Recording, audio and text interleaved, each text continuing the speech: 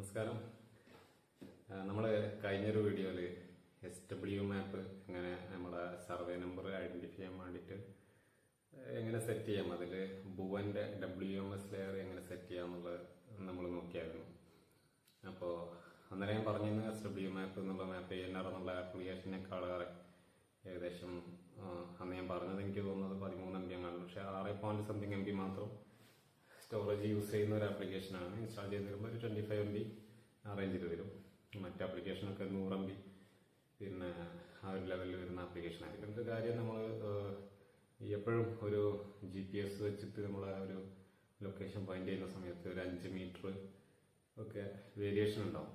നമ്മളൊരു ഫീൽഡിൻ്റെ ബൗണ്ടറിയിലാണെങ്കിൽ നിങ്ങൾ വല്ല തോടോ അല്ലെങ്കിൽ റോഡോ ഒക്കെ എടുത്ത് നോക്കിയിട്ട് അതിൻ്റെ അടിച്ചിട്ടുണ്ടെന്ന് നോക്കുമ്പോൾ അറിയാം ചിലപ്പോൾ അങ്ങോട്ടും ഇങ്ങോട്ടോ നീങ്ങി കാണും. അപ്പോൾ അതിനനുസരിച്ചുള്ള വേരിയേഷൻ ഉണ്ടാവും. അത് നിങ്ങൾ FMBയുടെ ഒത്ത് നോക്കിയിട്ട് വേണം കൺഫേം ചെയ്യാനായിട്ട്. ഈ വീഡിയോ കാണുന്നവർ ഫസ്റ്റ് ഉപയോഗിച്ചിട്ടില്ല, അത് സെറ്റ് ചെയ്തിട്ടില്ലെങ്കിൽ ഇതിൻ്റെ ഫസ്റ്റ് വീഡിയോ കാണണം. അതിനകത്ത് നമ്മൾ ലെയർ എങ്ങനെ ചെയ്യുന്നത് പറഞ്ഞിട്ടുണ്ട്. അപ്പോൾ ഈ വീഡിയോയിൽ നമ്മൾ പറയാൻ പോകുന്നത് ഈ SW മാപ്പ് ഉപയോഗിച്ച് നമുക്ക് മറ്റു ചില ഫീച്ചേഴ്സ്, അത് SW മാപ്പിന് അവർ കമ്പനി ചെയ്തിരിക്കുന്ന ഫീച്ചേഴ്സ് ചിലപ്പം പല പർപ്പസിനായിരിക്കും. കോർഡിനേറ്റ്സ് സെറ്റ് ചെയ്തിട്ട് ഉപയോഗിക്കേണ്ട പല പോയിന്റുകൾ സെറ്റ് ചെയ്ത് ഉപയോഗിക്കേണ്ട പല ഫീച്ചേഴ്സും നമ്മുടെ ആവശ്യത്തിന് എങ്ങനെ യൂട്ടിലൈസ് ചെയ്യാമെന്നുള്ളതാണ് നമ്മൾ നോക്കുന്നത്. അതും 4 വ്യത്യസ്ത ഫീച്ചേഴ്സ് ആണ്. 4 ഫീച്ചേഴ്സും നമ്മൾ പല ആപ്ലിക്കേഷനും ഉപയോഗിച്ച് ചെയ്യേണ്ട ഫീച്ചേഴ്സാണ്. അത് പ്രകാരം ആണെങ്കിൽ നമ്മൾ ഈ 6 ഉള്ള ആപ്പ് ഉപയോഗിച്ചിട്ട് നേരത്തെ നമ്മൾ മാപ്പ് കാണുന്നതിന് 100 MB ആപ്പ് സേവ് ചെയ്തതിന് പുറമെ മറ്റ് 4 ആപ്ലിക്കേഷൻ്റെ സ്റ്റോറേജിലൂടെ നമുക്ക് സേവ് ചെയ്യാനായിട്ട് സാധിക്കും. അതിലുള്ള പ്രധാനപ്പെട്ട 4 നമ്മൾ പറയാൻ പോകുന്നത്. മറ്റ് ഫീച്ചേഴ്സും ഇതിനുണ്ടാകും. നമ്മൾ നമ്മുടെ ആവശ്യത്തിന് ഉപയോഗിക്കാവുന്ന 4 ഫീച്ചേഴ്സാണ് നോക്കുന്നത്. അതിലൊന്ന്, നമ്മൾ ഒരു ഫീൽഡിൽ പോയി കഴിഞ്ഞാൽ അതിൻ്റെ ഡയറക്ഷൻ കാണാനായിട്ട് നമ്മൾ കോമ്പസ് ഉപയോഗിക്കും. അപ്പോൾ ആ കോമ്പസിന് ഒന്നുകിൽ ഇൻബിൽറ്റ് ആയിട്ടുള്ള ഫോണുകൾ കോമ്പസോ അല്ലെങ്കിൽ ആപ്ലിക്കേഷൻ ഉപയോഗിക്കും.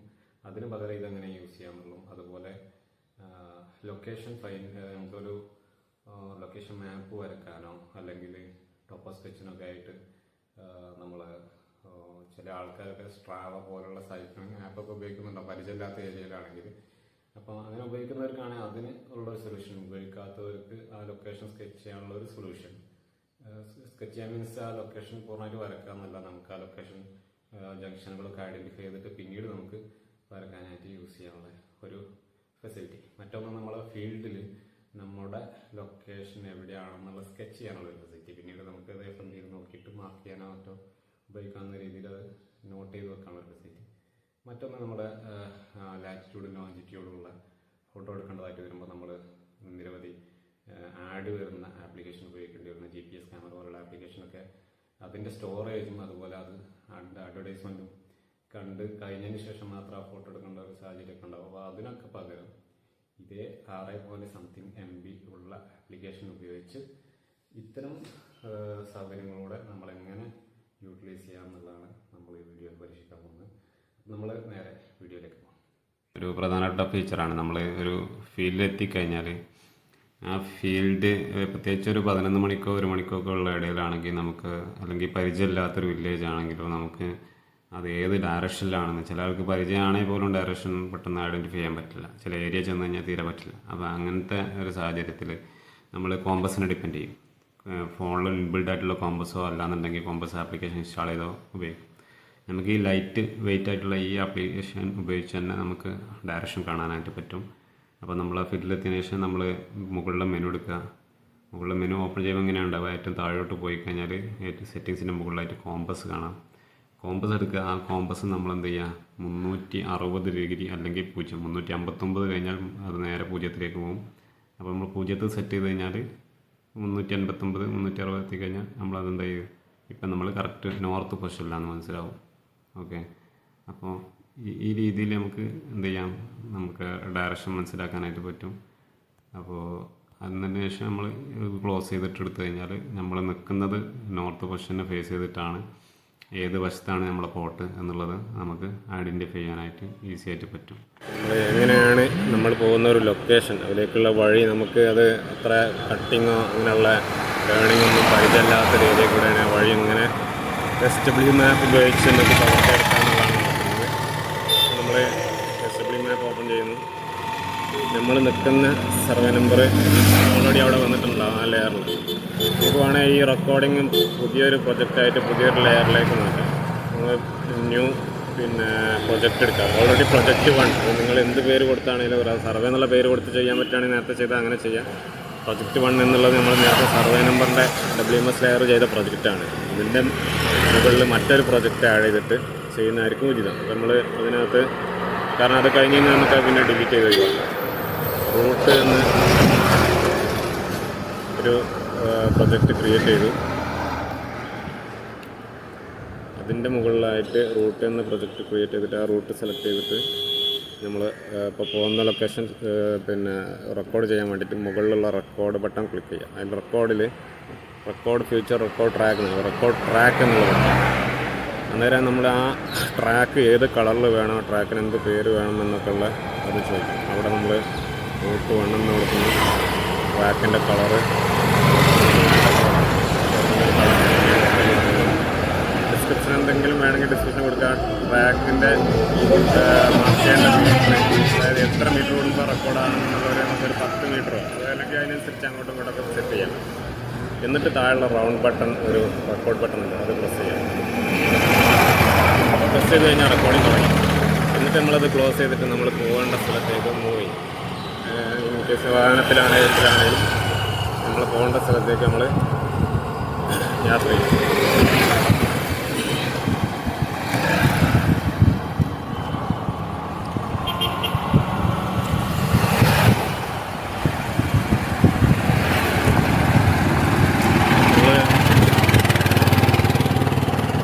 ദൂരേക്ക് പോകുന്നില്ല, ജസ്റ്റ് ഇത് കാണിക്കാൻ വേണ്ടിയിട്ടുള്ള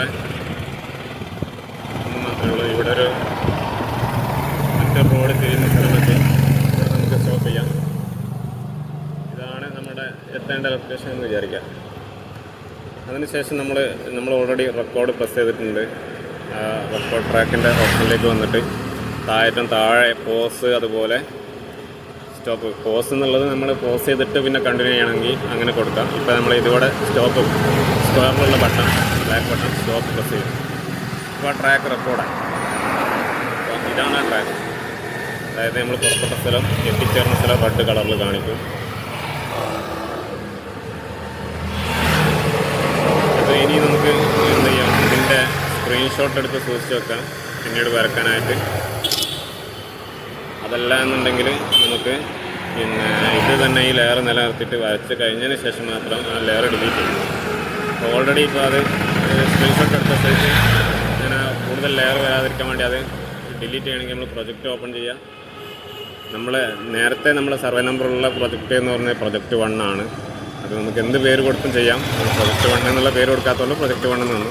ഇപ്പോൾ നമ്മൾ പുതിയ പ്രൊജക്റ്റിന് റൂട്ടെന്ന് കൊടുത്തിട്ടുണ്ട്. അപ്പോൾ മുകളിലുള്ള പ്രൊജക്റ്റ് ക്ലിക്ക് ചെയ്തതിന് ശേഷം താഴെയുള്ള പ്രൊജക്റ്റിൻ്റെ നേരെ ഡിലീറ്റ് ബട്ടൺ വരും. അല്ലെങ്കിൽ മറ്റേ ലെയർ ഡിലീറ്റ് ആയി. അപ്പോൾ നമ്മൾ ഈ റൂട്ട് എന്നുള്ളത് നമ്മൾ ഡിലീറ്റ് ചെയ്യണം. ഓക്കെ, എന്നിട്ടത് ക്ലോസ് ചെയ്യാം.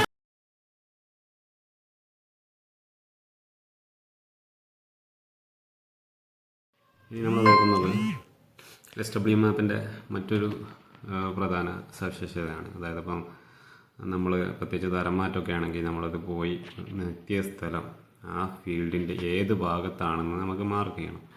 പിന്നീട് ടോപ്പ് സ്കെച്ച് ഉണ്ടാക്കുന്ന സമയത്തോ അല്ലാന്നുണ്ടെങ്കിൽ FMB നമ്മുടെ കൈവശം FMB ഒത്ത് നോക്കുന്നതിനായിട്ട് നമുക്ക് ഐഡൻറ്റിഫൈ ചെയ്യണം. അപ്പോൾ നമ്മളിപ്പോൾ സാങ്കല്പികമായിട്ട് നമ്മൾ 276 എന്നുള്ള ഫീൽഡിലാണ് നിൽക്കുന്നതെന്നുള്ള എടുക്കുക. അപ്പോൾ നമ്മൾ പോകേണ്ട ഏരിയ സ്കെച്ച് ചെയ്യുന്ന ഫീൽഡ് നമ്മളൊന്ന് എൻലാർജ് ചെയ്തെടുക്കുന്നു. എന്നിട്ട് നമ്മളെന്ത് ചെയ്യുക, താഴെയുള്ള ഡ്രോ ഒരു പെൻസിലായി കണ്ടാവും, അവിടെ ക്ലിക്ക് ചെയ്യുക. അവിടെ ക്ലിക്ക് ചെയ്തിട്ട് ന്യൂ ഡ്രോ ഫീച്ചേഴ്സ്, അവിടെ നമ്മൾ ആ ഡ്രോ ഫീച്ചേഴ്സിൽ ഒരു ന്യൂ ലെയറിലാണ് നമ്മളത് വരക്കുന്നത്. പ്ലോട്ട് എന്ന് ആ ലെയറിന് ഞാൻ പേര് കൊടുക്കുന്നു. പോളിഗൺ എന്നത് സെലക്ട് ചെയ്യുന്നു. അവിടെ പോയിൻ്റ് ലൈന് പോളിഗൺ എന്നുള്ളതും നമുക്ക് 4 അറ്റം മുട്ടിച്ചുള്ള സ്ക്വയർ വരക്കണം, അല്ലെങ്കിൽ അതുപോലെയുള്ള ഒരു പ്ലോട്ട് വരയ്ക്കാൻ വേണ്ടി പോളിഗൺ സെലക്ട് ചെയ്യുന്നു. ജിയോമെട്രി സിമ്പിളിൻ്റെ കളർ കോമ്പിനേഷൻ സെലക്ട് ചെയ്യാനുള്ളതും അതുപോലെ അതിൻ്റെ തിക്നെസ്, ലൈൻ്റെ തിക്നെസ്സും ഒരു 5 px കൊടുക്കുന്നു. അതിനുശേഷം താഴെ പോളിഗണിൻ്റെ ഔട്ട്ലൈൻ്റെ കളർ കുറച്ച് ഡാർക്ക് കളർ കൊടുക്കുന്നു. ഇന്നർ കളർ ലൈറ്റായിട്ടുള്ള ഏതെങ്കിലും കളർ മതി. നമുക്ക് ഏത് കളറാണ് വേണ്ടത് നമുക്കത് ഓപ്റ്റ് ചെയ്യാം. അപ്പോൾ എന്നിട്ട് ഓക്കെ കൊടുക്കുന്നു, ആഡ് കൊടുക്കുന്നു. വീണ്ടും നമ്മൾ ആ പെൻസിൽ ഐക്കൺ ക്ലിക്ക് ചെയ്യുന്നു.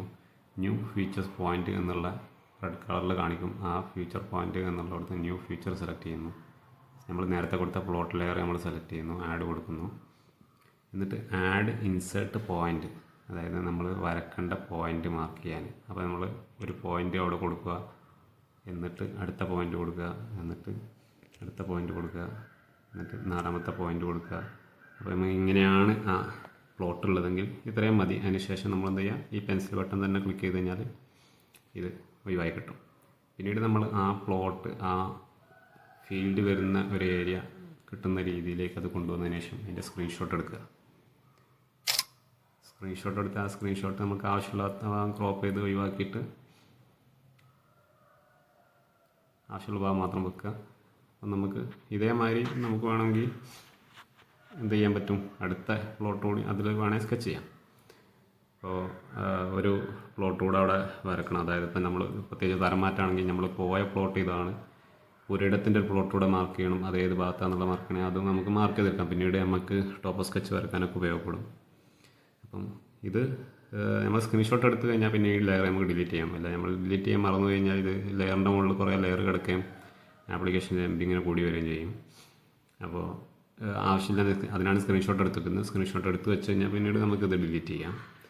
അല്ലെങ്കിൽ നമ്മൾ ഓഫീസിലെത്തിയ ശേഷം ചെയ്താൽ മതി. അപ്പോൾ നമ്മൾ മുകളിൽ ലെയറിൻ്റെ മെനു ക്ലിക്ക് ചെയ്യുക.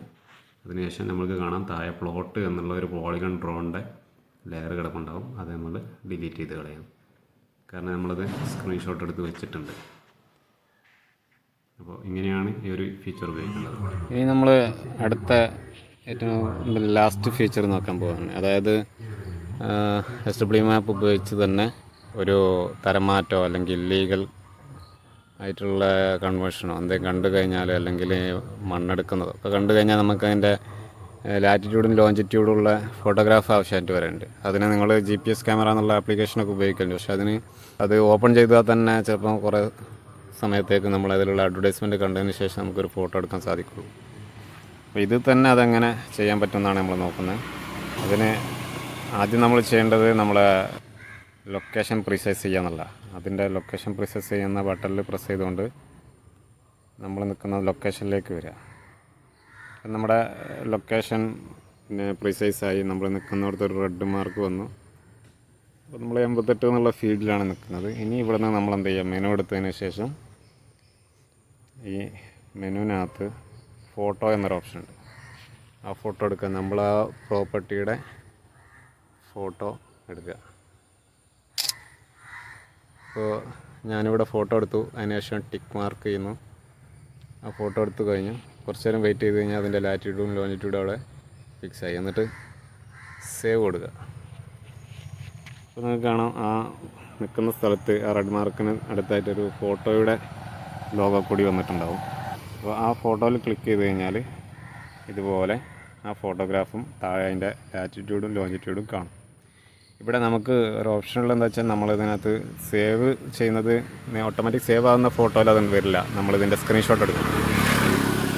അപ്പോൾ നമ്മളെന്ത് ചെയ്യുക, ഇതിൻ്റെ സ്ക്രീൻഷോട്ട് നിങ്ങൾ ഗസ്റ്റർ സെറ്റ് ചെയ്തിട്ടുണ്ടെങ്കിൽ നിങ്ങൾ പവർ ബട്ടണും വോളിയം ബട്ടണും പ്രസ് ചെയ്തായിരിക്കും സ്ക്രീൻഷോട്ട് എടുക്കുന്നതല്ല. ചിലപ്പോൾ 3 വിരൽ ടച്ച് ചെയ്തുകൊണ്ട് സ്ക്രീൻഷോട്ട് എടുക്കുക. ആ രീതിയിൽ നിങ്ങൾ എങ്ങനെയാണോ സെറ്റ് ചെയ്തത് ആ രീതിയിൽ സ്ക്രീൻഷോട്ട് എടുക്കുക.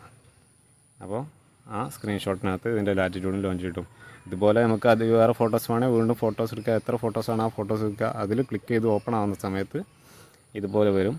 ഇങ്ങനെ നമ്മൾ സ്ക്രീൻഷോട്ട് എടുത്തു കഴിഞ്ഞാൽ വീണ്ടും നമുക്ക് എന്ത് ചെയ്യുക, പിന്നീട് നമുക്ക് ഈ ഫോട്ടോ ഇവിടുന്ന് ഡിലീറ്റ് ചെയ്യാം. സ്ക്രീൻഷോട്ട് എടുത്തത് അവിടെ ഉണ്ടാവും, ഈ ഫോട്ടോ ഈ ലെയറിന്ന് ഡിലീറ്റ് ആയി പോകും. അല്ലെങ്കിൽ ആ ലെയർ ഇങ്ങനെ അതിൽ ഫോട്ടോസ് കാണിക്കും. ഇതാണ് ഇതിൻ്റെ മറ്റൊരു ഫീച്ചർ. ഇതുകൊണ്ട് നമുക്ക് എന്ത് ചെയ്യുക, ഒരു GPS ആപ്ലിക്കേഷൻ എന്നുള്ള ആപ്പ് ഇൻസ്റ്റാൾ ചെയ്യേണ്ട, GPS ക്യാമറ എന്നുള്ള ആപ്ലിക്കേഷൻ ഇൻസ്റ്റാൾ ചെയ്യേണ്ട, അതിൻ്റെ സ്റ്റോറേജ് സേവ് ചെയ്യാം. അതേസമയം അതിനകത്തുള്ള അഡ്വർടൈസ്മെൻറ്റ് ഒഴിവാക്കിക്കൊണ്ട് ഡയറക്റ്റായിട്ട് നമുക്ക് ഫോട്ടോ എടുക്കാനായിട്ട് സാധിക്കും. അങ്ങനെ നമ്മൾ എടുത്ത ഫോട്ടോ നമ്മുടെ ഗാലറിക്ക് എടുത്തു കഴിഞ്ഞാൽ ഇതുപോലെ ഫോട്ടോ കാണാനായിട്ട് സാധിക്കും. അതിൻ്റെ ലാറ്റിറ്റ്യൂഡ് ലോഞ്ചിറ്റ്യൂഡ് എല്ലാം അതിനകത്തുണ്ടാവും. ഇതാണ് SW ആപ്പിൻ്റെ ഞാൻ നേരത്തെ പറഞ്ഞ 4 ഫെസിലിറ്റികൾ. അത് കമ്പനി പറയുന്ന ഫെസിലിറ്റി അല്ല, നമ്മുടെ ആവശ്യത്തിന് നമുക്ക് ഉപയോഗിക്കാൻ പറ്റുന്ന 4 ഫെസിലിറ്റീസ്. വേറെയും ഫെസിലിറ്റികൾ ഉണ്ടാവും. നിങ്ങളാരും യൂസ് ചെയ്തിട്ട് നല്ല ഇൻഫോർമേറ്റീവ് ആയിട്ടുള്ള വേറെ ഫെസിലിറ്റീസ് ഉണ്ടെങ്കിൽ ഒന്ന് കമൻറ്റ് ചെയ്യുക. പിന്നെ നിങ്ങൾക്ക് ഇതിലെന്തെങ്കിലും സംശയമുള്ളവർ താഴെ കൊടുക്കുന്ന ടെലഗ്രാം ID-യിൽ ഒന്ന് പിങ് ചെയ്യുക. പുതിയ എന്തെങ്കിലും വേറെ അറിവ് കിട്ടുമ്പോൾ വീണ്ടും കാണാം.